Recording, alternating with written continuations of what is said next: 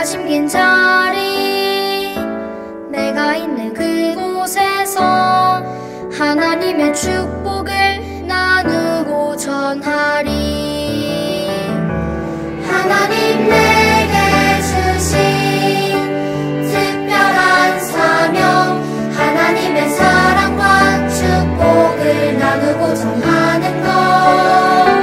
내가 심긴 자리 바로 이곳에서 예수님을 나타내리.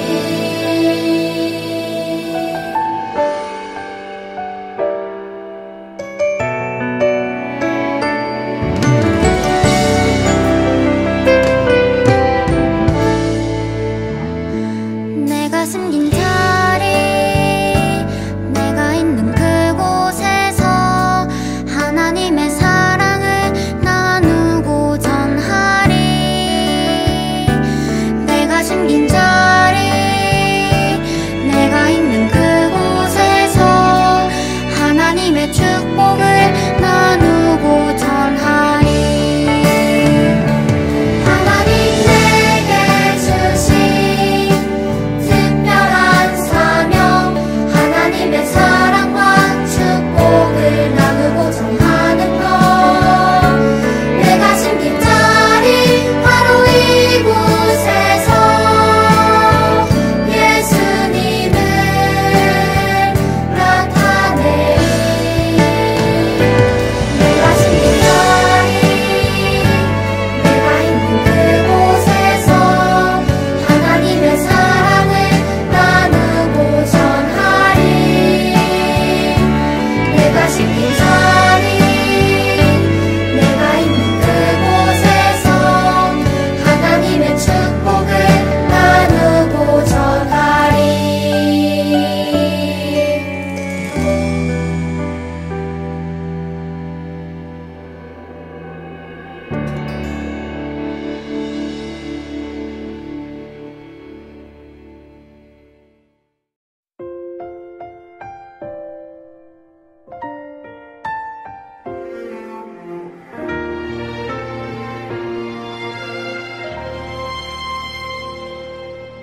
나는 하나님을 예배하는 예배자입니다. 내가 서 있는 곳 어디서나 하나님을 예배합니다. 내 영혼 거룩한 은혜를 향하여 내 마음 완전한 하나님 향하여 이곳에서 바로 이 시간 하나님을 예배합니다.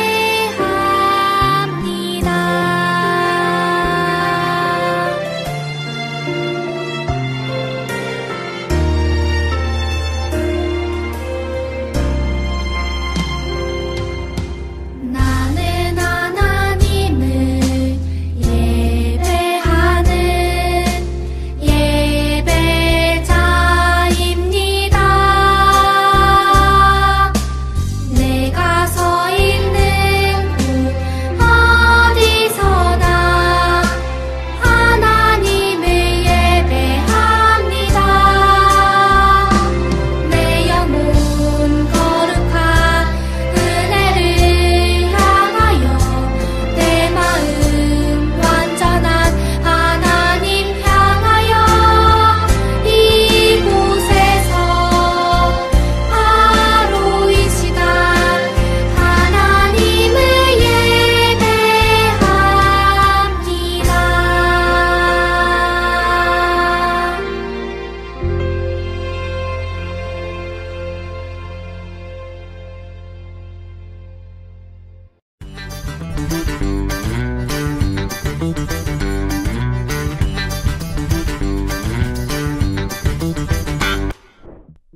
세례 요한이 유대 광야에서 외쳤어요.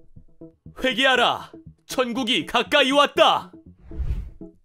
사람들은 요단강으로 나아와 자기들의 죄를 회개하고 요한에게 세례를 받았어요. 어느 날 예수님이 요한에게 세례를 받기 위해 오셨어요. 요한은 죄가 없는 예수님에게 세례를 베풀 수 없었어요. 예수님은 말씀하셨어요. 지금은 내가 하자는 대로 하여라. 우리가 이렇게 해야 하나님의 뜻이 이루어진단다. 결국 요한은 예수님에게 세례를 베풀었어요. 예수님이 세례를 받고 요단강에서 올라오시는 순간 놀라운 일이 일어났어요. 하늘이 활짝 열리고 성령님이 비둘기 모양으로 내려오셨어요. 그리고 하나님 아버지의 음성이 들렸어요. 이는 나의 사랑하는 아들이다. 내가 기뻐하는 아들이다. 요단강에 있던 모든 사람들이 하나님의 음성을 들었어요. 그곳에 있던 사람들은 예수님이 하나님의 아들인 것을 알게 되었지요. 우리도 예수님이 하나님의 아들이신 것을 믿고 고백해요.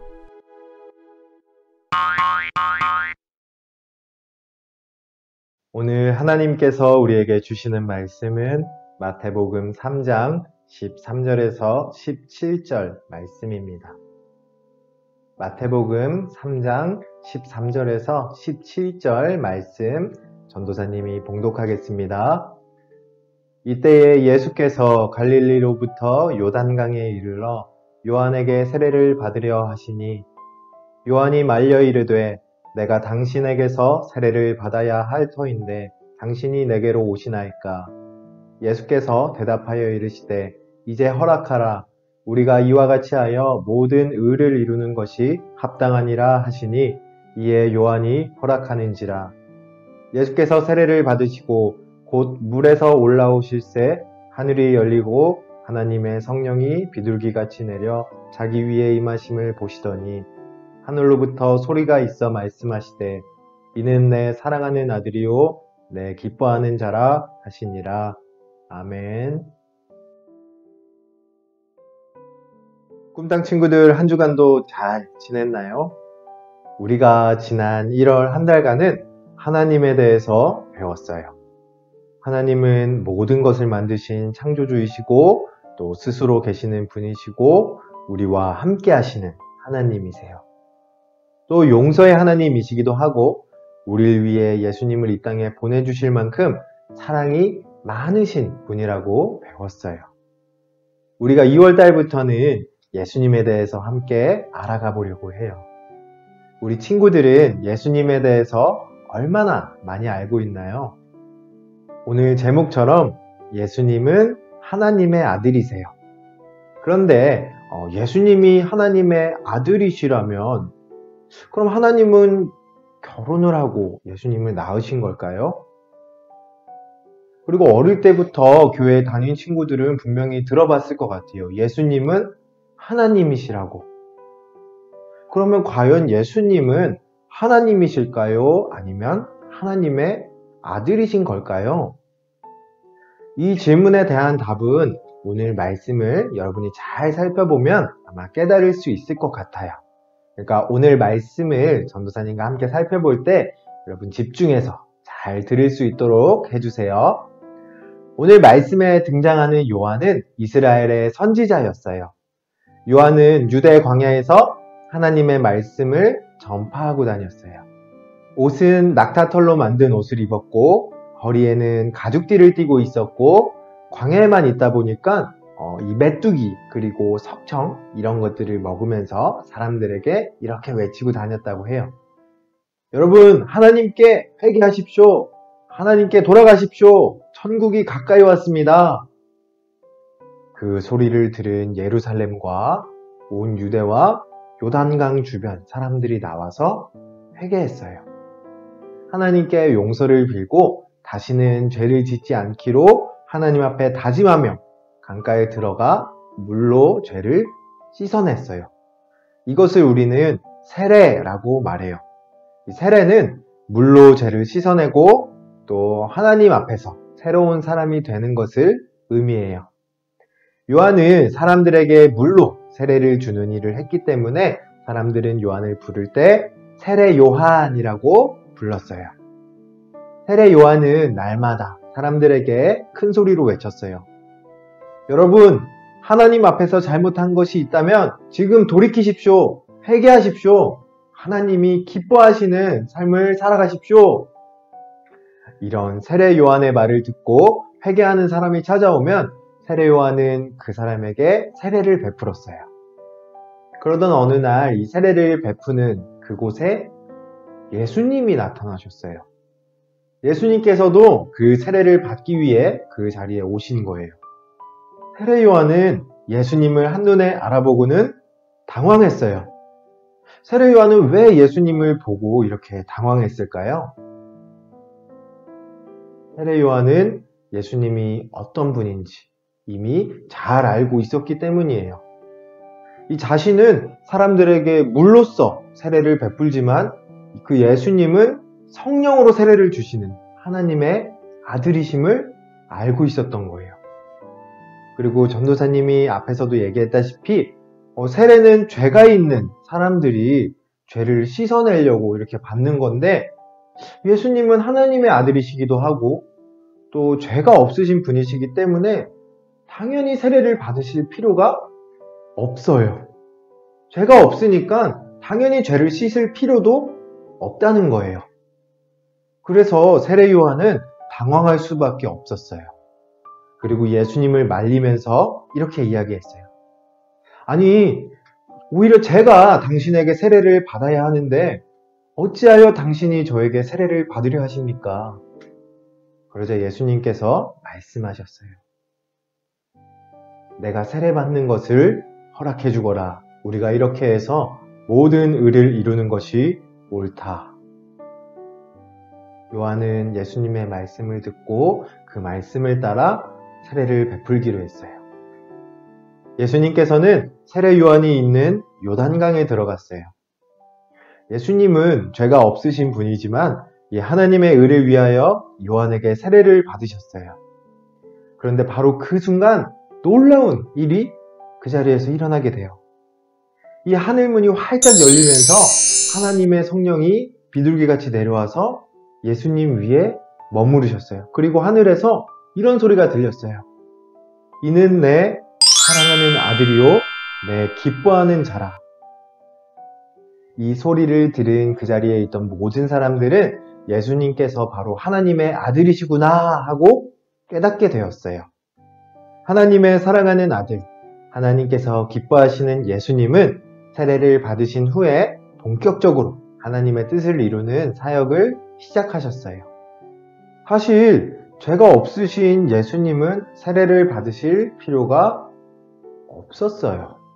근데 왜 예수님은 굳이 세례를 받으셨을까요? 그 이유는 예수님께서 세례를 받겠다고 말씀하시면서 의를 이루는 게 좋다고 말씀하신 그 내용에 숨어 있어요. 여기서 의를 이룬다라고 하는 것은 예수님께서 십자가에 못 박혀 죽으시는 것을 뜻해요.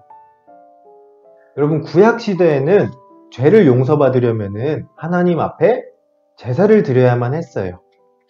제사를 드릴 때에는 죄가 없고 또 흠이 없는 제물을 가지고 와서 자신의 죄를 이 제물에게 전달하고 그 제물을 죽여야지만 죄를 용서받을 수 있었어요. 그러니까 죄가 없으신 예수님께서 세례를 받으신 이유는 다른 사람들처럼 자신의 죄를 씻김받기 위해서가 아니라 모든 사람의 죄를 담당하시고 그 제물로서 십자가에 못 박혀 죽으시기 위해 꼭 필요한 순서였다는 거예요. 여러분, 예수님은 살아계신 하나님의 아들이세요. 이는 내 사랑하는 아들이요 내 기뻐하는 자라 라고 하나님께서 직접 말씀하시면서 가르쳐 주셨어요.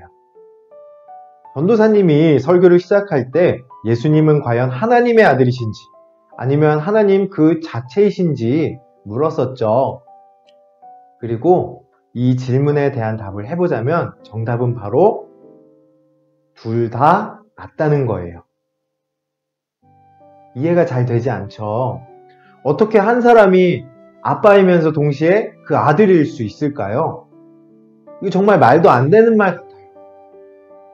근데 사실 성경에 기록된 하나님의 아들이라고 하는 말은 하나님이라는 말과 같은 뜻이에요. 구약시대의 사람들은 이 하나님의 형체를 직접 본 적이 없었어요. 하지만 하나님이신 예수님께서 인간의 모습으로 이 땅 위에 내려오셨기 때문에 자신의 형상을 닮은 나의 사랑하는 아들이다 라고 하나님께서 말씀하신 거예요.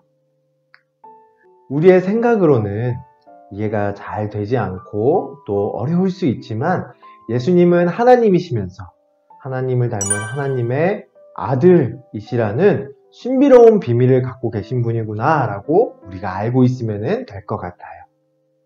자, 그러면 예수님께서 하나님의 아들이라는 사실을 우리가 알게 됐어요. 그러면 예수님께서 하나님의 아들이라는 사실이 과연 무엇을 뜻하는지 간단히 정리하고 전도사님이 설교를 마쳐볼게요. 먼저 예수님은 하나님과 동등하신 분이라는 것을 뜻해요. 예수님은 하나님의 아들이시지만 하나님과 똑같은 마음을 품고 계세요. 하나님께서 온 세상을 사랑하시고 또 모든 사람을 구원하기 원하셨던 것처럼 예수님도 똑같은 마음으로 이 세상을 사랑하셨어요. 그래서 하나님은 예수님을 보시며 기뻐하셨고 나의 사랑하는 아들이라고 세상에 선포하신 거예요. 또 우리가 알 수 있는 두 번째는 예수님은 하나님께서 이 땅에 보내신 분이라는 거예요. 누구든지 죄가 있으면 하나님과 함께 할 수가 없어요. 하나님께서는 죄가 없으신 아주 거룩한 분이시기 때문에 죄가 있으면 하나님과 함께 할 수 없는 거예요. 그래서 세례 요한도 사람들에게 회개하라고 돌이키라고 그렇게 열심히 외쳤던 거예요. 이 하나님께서도 죄로 인해 하나님과 멀어진 사람들을 그냥 두실 수가 없으셨나 봐요. 그래서 물론은 다 씻을 수 없는 그 사람들의 모든 죄를 영원히 깨끗하게 하시기 위해 하나뿐인 하나님의 아들 예수님을 이 땅에 보내셨던 거예요. 누구든지 예수님을 믿으면 죄를 씻음받고 또 구원을 받아서 영원한 하나님 나라의 자녀가 될 수 있게 되었다는 거예요. 마지막으로 우리가 또 알 수 있는 것은 예수님을 통해서 하나님의 나라를 볼 수 있게 되었다는 점이에요. 하나님의 아들로서 이 세상에 오신 예수님은 이 땅에 하나님의 뜻이 이루어질 수 있도록 일하셨어요. 사람들에게 복음을 가르쳐 주셨고 또 아픈 사람들을 고쳐주시면서 하나님의 나라를 몸소 보여주셨어요. 또 예수님은 이 십자가에 달려 죽기까지 순종하시면서 하나님께서 기뻐하시는 삶을 살아가셨어요. 우리는 예수님의 말씀과 또 예수님의 삶을 보면서 하나님 나라가 어떤 곳인지 알 수 있게 되는 거예요. 사랑하는 우리 꿈땅 친구들, 하나님께서는 세례를 받으신 예수님에게 이는 내 사랑하는 아들이요 내 기뻐하는 자라고 말씀하시면서 예수님이 하나님의 아들이심을 보여주셨어요. 하나님을 쏙 닮은 하나님께서 보내신 그 예수님을 통해 하나님 나라가 전해지고 펼쳐지게 되었어요. 그 결과 우리도 예수님을 알게 되었고 예수님을 믿어서 하나님의 자녀로서 살아갈 수 있게 되는 거예요. 이 예수님을 믿고 또 예수님을 이 마음과 삶에 모시고 사는 사람들은 누구든지 하나님의 자녀가 되는 권세를 얻었어요. 이 예수님을 믿고 따르는 전도사님과 또 우리 친구들 모두 다 하나님의 자녀라는 거예요. 그래서 이 하나님의 아들이신 예수님이 하나님의 말씀에 순종하며 또 하나님께서 기뻐하시는 일을 하신 것과 같이 우리들도 그렇게 살아갈 수 있어야 돼요. 이 하나님의 아들이신 예수님처럼 날마다 하나님을 닮아가고 또 우리를 보내신 하나님의 마음을 기억하면서 삶 속에서 하나님 나라를 만들어가는 우리 꿈땅 친구들이 되기를 간절히 소망할게요. 전도사님이 기도하겠습니다. 하나님 아버지, 오늘 말씀을 통해 예수님께서는 하나님이시면서 하나님의 아들이신 놀랍고 신비로운 분임을 배웠습니다. 그리고 그 그 예수님을 믿고 예수님의 말씀을 따라 살아가는 우리들도 하나님의 자녀임을 깨달았습니다. 예수님께서 하나님 나라를 위하여 제자들에게 가르치시고 또 하나님께서 기뻐하시는 삶을 살아가셨던 것처럼 우리 친구들도 하나님의 기쁨이 되는 삶을 살아가게 해주세요. 또 그런 삶을 살아가기 위해 예수님이 가르쳐 주신 것들을 잘 배우고 또 그것들을 잘 실천하고 예배도 잘 드릴 수 있는 우리 친구들이 될 수 있도록 성령님께서 도와주세요. 감사합니다, 주님. 사랑합니다. 모든 말씀 하나님의 아들이신 예수 그리스도의 이름으로 기도드립니다. 아멘.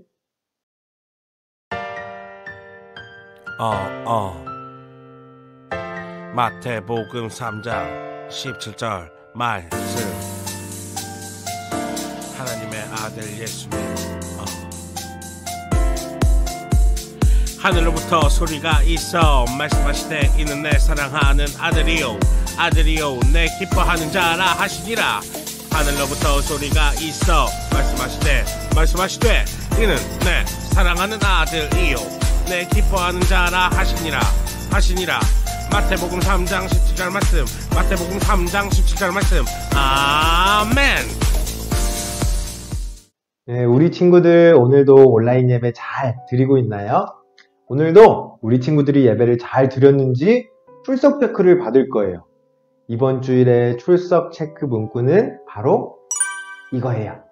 예배를 마치고 나면 전도사님에게 이 아래의 문구처럼 예수님은 하나님의 아들이라고 메시지를 보내주면 돼요. 이 메시지로 여러분의 출석을 체크하고 있으니까 까먹지 말고 꼭 보낼 수 있도록 해주세요.